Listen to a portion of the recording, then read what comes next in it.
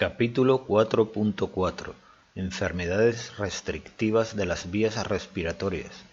Introducción. Como estudiamos en el capítulo 4.2, los procesos restrictivos pulmonares se caracterizan por una disminución del número total de unidades alveolares funcionantes.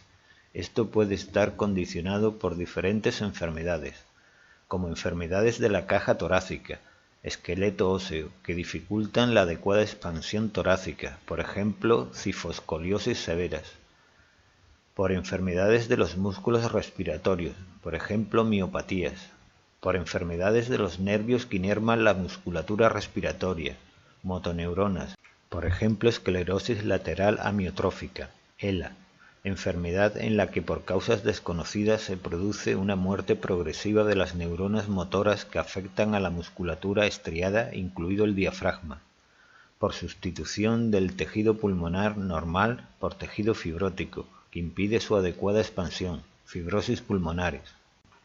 En este capítulo nos centraremos exclusivamente en los procesos de origen parenquimatoso pulmonar que pueden condicionar restricción. Estos se engloban dentro de las llamadas enfermedades del intersticio pulmonar o fibrosis pulmonar. El resto de los procesos se tratarán en los capítulos correspondientes. Enfermedades intersticiales del pulmón, fibrosis pulmonar, etiología y fisiopatología. Las causas que motivan el desarrollo de una fibrosis pulmonar pueden ser múltiples. Se han descrito más de 150 etiologías posibles. Todas ellas se caracterizan por la presencia de un proceso inflamatorio crónico en el alveolo y el intersticio pulmonar, zona interalveolar, que termina condicionando la sustitución del tejido intersticial normal por un tejido fibrótico que impide la adecuada difusión del oxígeno y limita la distensibilidad pulmonar. Desde el punto de vista fisiopatológico, la causa inicial desencadenante provoca una activación de los macrófagos alveolares que liberarán citocinas proinflamatorias, con atracción progresiva a la zona afectada de leucocitos y linfocitos, que incrementan el proceso inflamatorio. Si la inflamación persiste, se originará un daño progresivo de las células epiteliales del alveolo, con activación y atracción a la zona de fibroblastos, células de reparación productoras de colágeno, que sustituirán las células alveolares y el tejido intersticial dañados por un tejido fibrótico cicatricial. En estos procesos no hay prácticamente afectación de los bronquios ni bronquiolos, por lo que no existirá obstrucción al flujo aéreo. La afectación principal será la fibrosis, endurecimiento y encogimiento pulmonar con dificultad para la adecuada expansión, por lo que fundamentalmente estarán disminuidas la capacidad vital, CV, y la capacidad pulmonar total, TLC. Asimismo, la fibrosis del intersticio pulmonar condicionará una importante disminución de la capacidad de difusión de los gases. Clínica y diagnóstico. Clínicamente, los pacientes presentan un cuadro de tos seca y disnea progresiva, inicialmente solo de esfuerzos y que aumenta paulatinamente hasta poder ser de reposo, con hipoxemia más o menos severa dependiendo del grado de afectación. La presión parcial de CO2 no suele alterarse, ya que, como comentábamos en el capítulo 4.1, su capacidad de difusión a través de la membrana alveolocapilar es 20 veces mayor que la del oxígeno, y esto permite mantener valores normales incluso en etapas avanzadas de la enfermedad.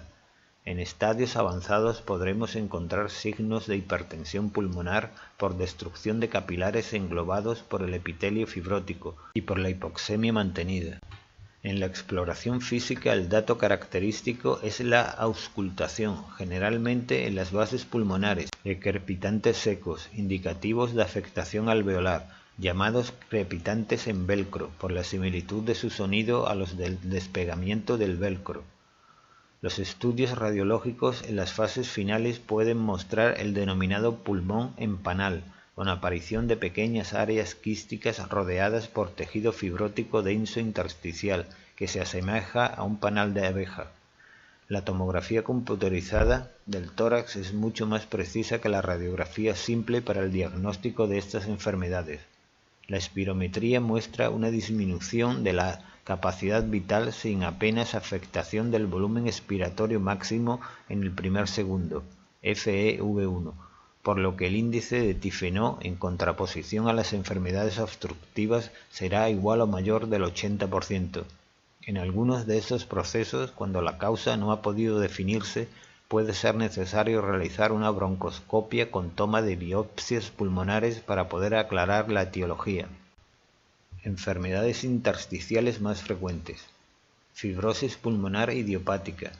Como indica su nombre, es una enfermedad de causa desconocida que afecta a adultos mayores, con mayor frecuencia al sexo masculino y que determina una fibrosis progresiva del pulmón. Suele afectar a las bases pulmonares y tiene una evolución lentamente progresiva hacia la insuficiencia respiratoria y el desarrollo del pulmón empanal. Neumoconiosis. Son procesos producidos por la inhalación de polvo de minerales, material inorgánico, que resultan tóxicos para los macrófagos alveolares, provocando su activación y la puesta en marcha de la respuesta inflamatoria. En estos procesos, la realización de una broncoscopia y un lavado alveolar pondrá de manifiesto, en el estudio citológico del material obtenido, la presencia de macrófagos alveolares cargados en su interior de las partículas del mineral.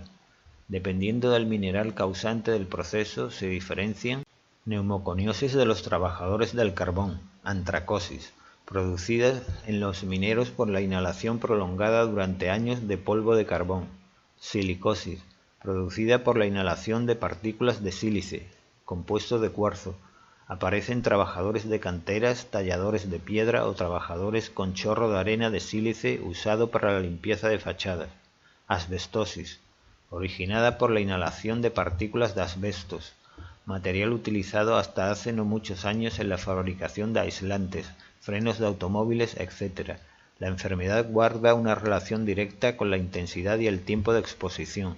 Existe un periodo de latencia de unos 20 a 25 años desde el contacto con el asbesto hasta la aparición de los síntomas clínicos. El asbesto, además, puede ser causa del desarrollo de tumores pleurales, mesoteliomas.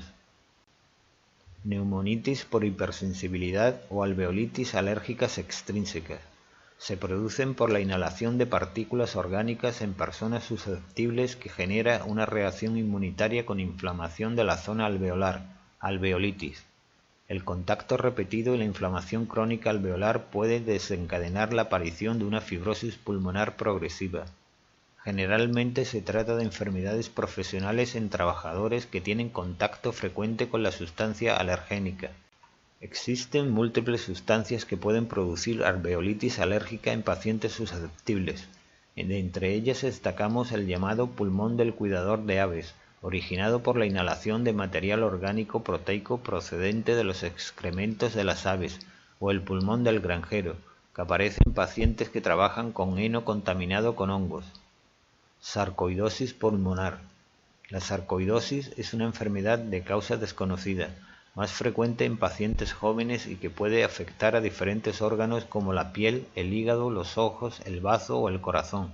A nivel pulmonar se caracteriza por la aparición en la zona intersticial del pulmón de granulomas no caseificantes. Nota: los granulomas son formaciones nudulillares constituidas por cúmulos de células predominantemente de estirpe mononuclear fagocítica, como macrófagos activados, células epiteloides, células multinucleadas, etc., que delimitan focos inflamatorios crónicos, donde persisten los microorganismos o agentes extraños que no han podido ser eliminados mediante el proceso inflamatorio agudo.